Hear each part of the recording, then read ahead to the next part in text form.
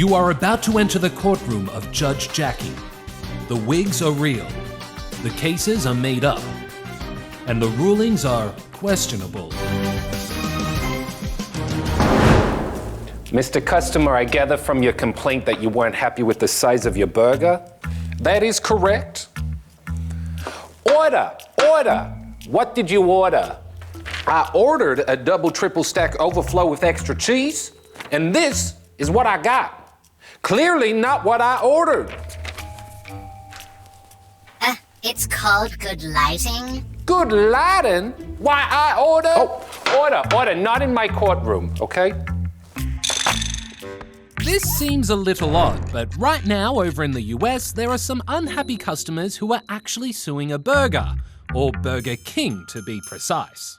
They say that Burger King misled them with false advertisement of the size of their Whopper, and that the burgers in the ads are about 35% larger and contain more than double the meat than what they got.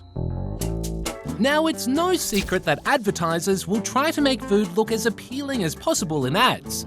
Marcus here works in advertising, which is why we've had to blur his face. Oh, you don't have to blur my face. Oh, great. Yeah, so there's a lot of tricks that advertisers and food stylists in particular use to make food look more appealing. Like, especially in drinks photography, you get fake ice cubes made of acrylic instead of using real ice because it's cloudy. Milk doesn't look great on camera. It usually looks much watery than we expect. A lot of advertisers and stylists will do is use glue so that the cereal will sit on top of it.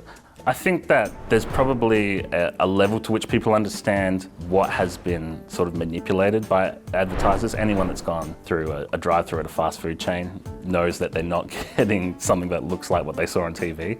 The double quarter pounder with cheese. While most people typically accept that food in ads has been given a glow-up, it's illegal for companies in the US to falsely advertise their products. That's Kentucky Fried to order. So the foods in the ads has to actually be a more glamorous version of what's actually on offer. And in the case of Burger King, the customers say that the Whoppers they got served are vastly different from the ones in the ads. This is certainly not the first time a fast food chain has been in trouble for not delivering on what they advertise. Just this year, Taco Bell was also taken to court in the US for selling products that allegedly contained only half as much filling as what was advertised. Well, they're crispy, they're hard-shelled, which I like. So that's good. This is nacho advertised. What? This is not what you advertised, nacho, not what you... I was trying to do a pun, but yeah, no, it didn't work. No, not quite. Pun overruled. There are similar guidelines here in Australia for when it comes to advertising food and drinks. They include things like making sure what is advertised is what you get, and that the information presented in ads is true. They are also there to make sure unhealthy foods aren't being targeted towards kids. For example, last year this 𝗦𝗧𝗢𝗥𝗬 ad was found to be advertising an unhealthy product to kids, and as a result, the ads were removed. As for Burger King, representatives say it's all a Whopper. No, literally, they say this is a Whopper.